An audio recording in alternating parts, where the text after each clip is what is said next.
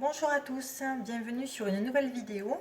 Nous allons apprendre à réaliser ceci, qui est un African Flower, donc une fleur africaine tout simplement.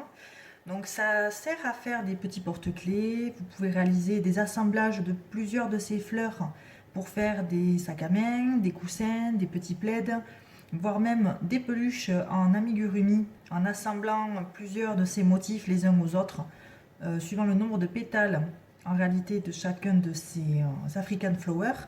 C'est cela qui va permettre de donner des formes différentes. Et en les assemblant suivant un schéma bien précis de la peluche, vous obtiendrez par exemple une tortue, ou bien un rhinocéros, ou bien un ourson. Voilà, comme j'ai pu voir sur internet. D'ailleurs, je vous invite à les regarder, ça peut vous donner des inspirations. On attaque tout de suite donc la réalisation de ce projet avec du coton de chez Fildar, coton numéro 3, et un crochet en 3,5 mm. C'est parti. On est parti pour le premier rang. Cela commence avec un cercle magique, on l'a déjà vu dans une de mes précédentes vidéos. Voilà, comme ceci. Et on obtient notre nœud coulant. Ici, nous allons réaliser 3 mailles en l'air. 1, 2 et 3, suivi d'une bride. Comme ceci. Ensuite, nous faisons une seule maille en l'air et nous réalisons de nouveau 2 brides. 1, 2. Voilà, vous voyez, on commence à avoir le premier rang qui se crée. Donc nous poursuivons la même manœuvre, une maille en l'air suivie de 2 brides. Il nous faut obtenir au total 6 paquets de 2 brides. Voilà, donc là j'en ai 1, 2, 3 paquets de 2 brides. J'en suis à la moitié, je poursuis. La maille en l'air suivie encore une fois de 2 brides. Voilà, vous pouvez vous resserrer évidemment le nœud coulant si cela vous gêne qu'il soit trop large au fur et à mesure, n'hésitez pas. Voilà, vous serez peut-être plus à votre aise comme ça. Donc un paquet, 2 paquets, 3 paquets, 4 paquets, 5 paquets de 2 brides. Il ne m'en reste donc plus qu'une, donc je finis avec une maille en l'air. Mon dernier paquet de 2 brides. Voilà, j'ai donc mes 6 paquets réalisés. Je serre mon fil pour resserrer l'ouvrage. Et pour terminer, une maille en l'air. Et cette fois-ci, je vais ici dans les 3 mailles en l'air du départ piquer mon crochet dans la troisième. Je traverse, je récupère le fil derrière et je le passe simplement à travers ces 2 boucles afin de faire ce qu'on appelle une maille coulée qui me permet de bloquer mon premier rang. Voilà, la première partie est donc terminée.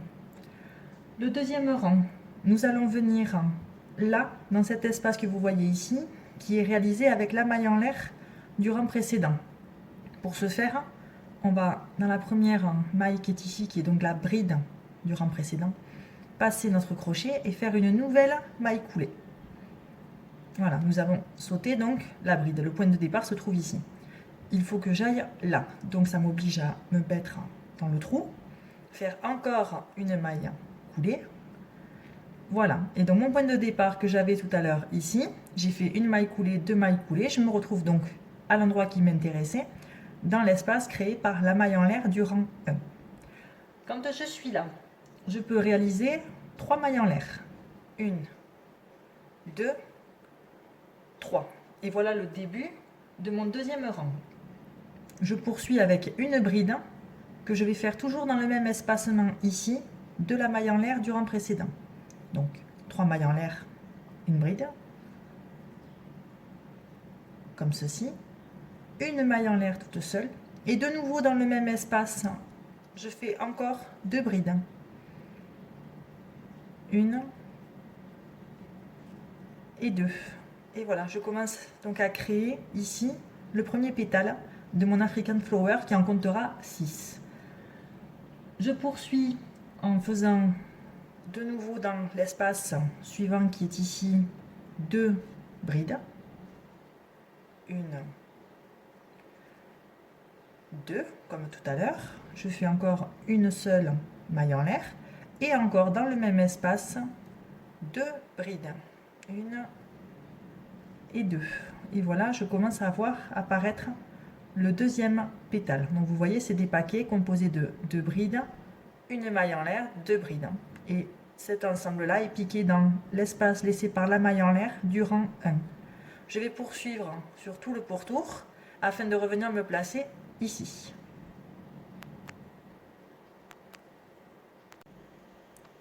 Voilà, je viens quasiment de finir le deuxième rang. Je suis revenue presque à mon point de départ. Donc j'ai réalisé 1, 2, 3, 4, 5, 6 paquets composés donc de 2 brides séparées de une maille en l'air et de nouveau 2 brides piquées dans le même espace de la maille en l'air du rang précédent.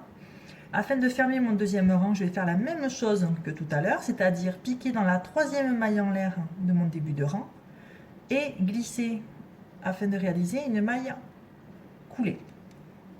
Je viens de terminer le deuxième rang. Pour le troisième, on va refaire la même chose que précédemment. On va devoir se déplacer afin de venir se mettre dans l'espace ici de la maille en l'air.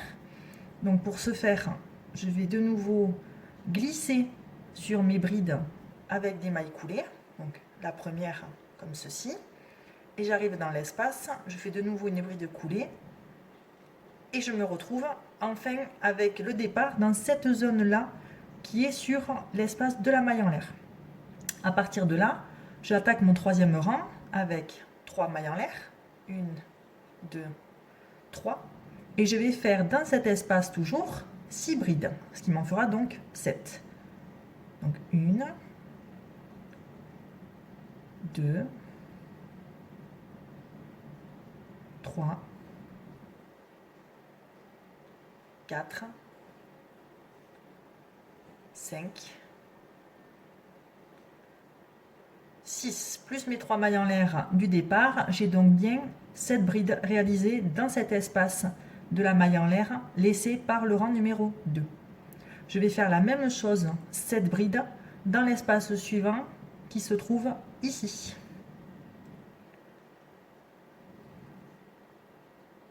Une bride, 2, 3, 4, 5, 6 et 7. On voit ici le deuxième pétale qui commence à apparaître. Donc je vais poursuivre de la même manière dans l'espace suivant, etc. À chaque fois dans le trou laissé par la maille en l'air au rang numéro 2, je pique mon crochet directement et je fais 7 brides dans ce même espace. Je suis donc à la fin du troisième rang. Donc j'ai bien réalisé mes 6 paquets composés de 7 brides qui ont toutes été piquées dans l'espace laissé par les mailles en l'air du rang précédent, le rang numéro 2. Arrivé ici, je peux soit continuer donc en faisant dans la troisième maille en l'air de départ, comme depuis tout à l'heure, une maille coulée, ce qui me permettra de poursuivre mon ouvrage en monochrome jusqu'au bout. Soit je peux également avoir la possibilité de changer de couleur. Pour ça, je vais vous montrer 2 solutions qui sont faciles à réaliser. Vous avez la solution de piquer pareil pour réaliser une maille coulée, sauf qu'à ce moment-là, vous allez changer de fil. Donc pour ma part, je vais prendre un fil bleu clair, vous le passez ici sur le crochet, et de la même manière qu'une maille coulée, vous allez traverser là vos 2 boucles. On tient évidemment sur l'arrière. Voilà, vous reprenez donc le fil de la nouvelle couleur en main. Là ici derrière, vous pouvez tirer légèrement les 2 fils afin de bien stabiliser l'ensemble. Et là, vous êtes prête à attaquer le 4e rang directement avec donc la couleur bleue. Il suffira à la fin de rentrer les fils proprement ou de faire un petit nœud. Ou si vous avez la technique, vous pouvez également les maintenir là sur le côté et crocheter en les attrapant au passage, ce qui vous permettra de pouvoir les dissimuler le long de l'ouvrage, ce qui est aussi une très bonne technique. Si vous ne souhaitez pas faire de cette manière, il n'y a aucun souci. Il y a aussi une autre solution qui consiste à faire tout simplement un petit nœud. Donc vous terminez toujours dans la troisième maille en l'air, vous passez le fil donc en maille coulée, et cette fois-ci vous allez tirer légèrement sur le crochet afin de laisser une petite longueur dépassée. Vous coupez proprement en laissant une dizaine de centimètres et vous sortez votre fil. Là, comme ceci, le fil est coincé, l'ouvrage ne peut pas se défaire. Il suffira soit de le rentrer proprement à la fin, soit vous pouvez dès à présent même le rentrer, soit vous pouvez le faire courir le long et avec la nouvelle couleur, pareil, passer par-dessus, comme je vais faire moi-même maintenant. Si vous faites donc cette technique-là, il faudra rattraper du coup la nouvelle couleur. On passe le crochet, on attrape notre nouveau fil, on le passe comme ceci. Voilà, on essaie de ne pas se mélanger, on met bien tout sur l'arrière, et là vous pouvez attraper et faire une petite maille en l'air, ce qui va vous permettre de tenir. Pareil, à l'arrière, donc on tend, si on souhaite, légèrement les fils, afin de ne pas être gêné. Et si vous souhaitez faire courir, je vais vous le montrer. On place donc les fils sur le doigt, sur le côté ici, et on va les plaquer là contre la partie où nous avons nos mailles, et nous allons crocheter autour de ces fils, ce qui va permettre de les dissimuler. On attaque donc le quatrième rang de cette manière-là, comme ça vous allez voir comment je m'y prends. Il va s'agir tout simplement pour ce rang-ci de faire des mailles serrées sur quasiment tout le pourtour, excepté à des endroits bien précis où nous allons réaliser une bride, afin de donner, comme vous pouvez le voir ici, ces petits traits qui sont là donc de couleur blanche et qui donnent l'allure générale à la fleur. Donc nous faisons passer notre crochet dans la maille, donc, on récupère le fil à l'arrière, on ramène devant, on a deux boucles sur le crochet, on récupère de nouveau le fil ici et on passe à travers. Et nous avons fait une maille serrée. Je vous l'avais également expliqué dans une précédente vidéo. Si vous tenez vos fils comme ceci, quand vous passez, les fils se retrouvent prisonniers, vous voyez derrière, et quand nous finissons notre maille, ils sont dissimulés dedans et on ne les voit quasiment plus, ce qui évitera du coup à la fin le travail qui est parfois fastidieux, qui consiste à rentrer les fils avec une aiguille. C'est long, ça peut nous embêter et on aime bien quand même gagner du temps quand on crochette, donc on va le faire comme ceci. Vous allez continuer du coup à faire des mailles serrées, donc là j'en suis à 1, 2, 3 mailles serrées. Arrivé ici dans la quatrième bride que j'avais faite tout à l'heure, je vais faire une maille serrée suivie de une maille en l'air et dans la même je refais une nouvelle maille serrée. Ça me permet de donner une espèce de petit angle. Je poursuis donc une maille serrée, deux mailles serrées. Arrivé ici, on va faire une bride qui va descendre jusqu'au rang numéro 2. Donc je rentre, je vais piquer là-bas loin, je récupère le fil à l'arrière, je tire un peu et je finis ma bride normalement. Voilà, et donc là j'ai créé ici ce petit insert que nous avons là. Je vais poursuivre en faisant encore une fois donc 3 mailles serrées, une dans chaque, 2, 3. Dans la quatrième, je vais faire une maille serrée suivie d'une maille en l'air, suivie dans le même espace d'une nouvelle maille serrée, et je poursuis. 1, 2, 3. Arrivé ici, de nouveau une bride, je vais piquer dans le rang numéro 2, je descends loin, je récupère derrière, on laisse un peu de mou, et on finit la bride. Voilà, nous avons créé le deuxième. Et je vais poursuivre comme ça, tout le pourtour, jusqu'à revenir à mon point de départ. Voilà, j'ai presque fini ce quatrième rang. Donc il me restait ici à faire 1, 2, 3 mailles serrées. Donc je fais la troisième avec vous. Voilà. Et ici, il va nous manquer la fameuse tige qui descend, vu que je n'en ai que 5 pour le moment.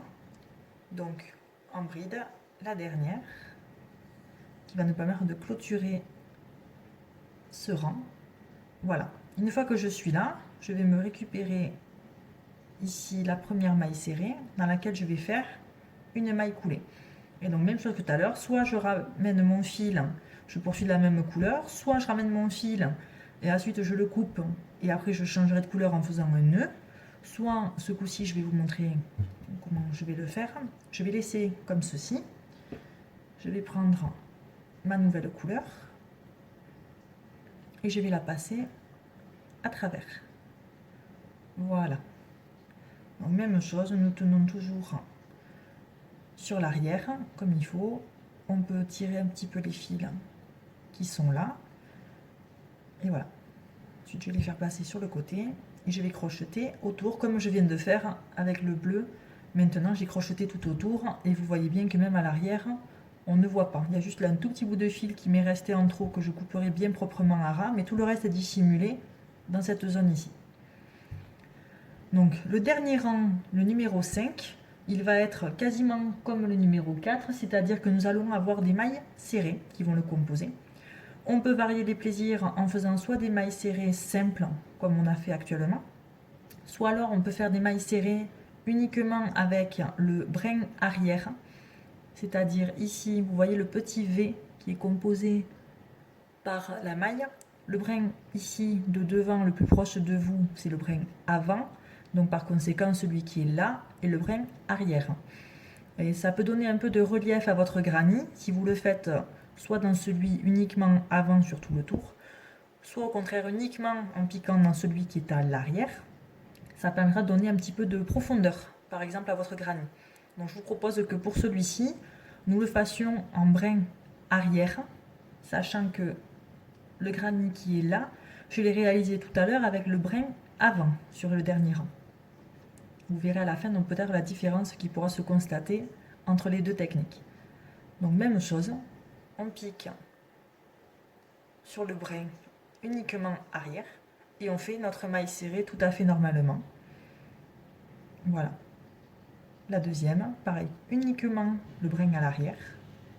On ramène et on passe à travers les deux boucles. Voilà, c'est la même chose, c'est juste la façon dont on pique le crochet. On ne traverse pas la totalité de la maille qui est composée donc de 2 V.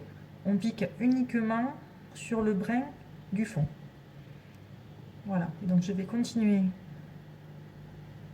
comme ceci sur mon pourtour. Alors, on essaie de bien s'appliquer, surtout avoir une tension qui soit régulière, surtout quand on termine le granny African Flower, ça permet d'avoir quelque chose de bien propre. Et c'est plus facile également après quand il faut les coudre ensemble les uns aux autres, que ce soit cousu avec une aiguille et du fil où on passe bêtement dans les brins, ou alors on peut le faire également au crochet avec des mailles coulées ou des mailles serrées ou toute autre technique que vous trouverez utile. Il y a beaucoup de façons de faire suivant votre projet, suivant vos fils, suivant vos capacités. N'hésitez pas à vous renseigner, vous verrez qu'Internet est une vraie mine vraiment d'informations concernant les apprentissages au crochet. Alors surtout, ne vous laissez pas abattre, même si vous avez quelques difficultés. Vous verrez après des superbes résultats quand vous aurez appris quelques techniques supplémentaires. Voilà, donc je vais poursuivre et je vous retrouve à la fin. Voilà, j'ai quasiment fini le pourtour de mon Granny African Flower avec donc ce 5e rang couleur aubergine. Je le termine avec vous, donc la dernière maille. Donc j'étais en brin arrière pour ces mailles serrées. Voilà, la dernière est finie. Je vais ici piquer mon crochet dans la totalité de ma maille, vous voyez, sous les 2 V. Et je vais finir avec une maille coulée. Voilà. À présent, je peux tirer un petit morceau de fil, couper proprement en me laissant un peu de longueur pour ensuite la couture, si jamais j'en ai besoin, suivant le projet que j'aurai. Et voilà, mon granny est donc terminé. Je vous mets précédemment celui que j'avais réalisé, donc qui est là. Vous voyez ici une différence entre celui-là que nous venons de faire à l'instant, qui est travaillé sur le brin arrière de nos mailles serrées du rang numéro 4. Et ici, je l'avais réalisé avec le brin uniquement avant sur le rang numéro 4. Donc il y a quand même une légère petite différence entre les deux. Le relief n'est pas tout à fait le même, vu que l'un est évidemment sur l'avant, l'autre est évidemment sur l'arrière. Donc il n'y a rien qui vous empêche d'alterner, ça ne posera pas de souci après pour l'assemblage, mais ça permettra de donner peut-être un peu plus d'allure à un coussin ou une couverture, suivant ce que vous avez prévu de faire. Voilà, pour ma part, je sais que ces deux-là vont atterrir sur mes trousseaux de clés. L'un sera pour la voiture et l'autre pour les clés de la maison, sachant que le dernier que j'avais eu a malheureusement été déchiré par le chien. Donc voilà, je vous dis à très bientôt pour de nouveaux projets et surtout n'hésitez pas à m'envoyer vos photos et vos commentaires, même sur la page Facebook Au fil des petons. Je serai ravie d'y répondre. À très bientôt.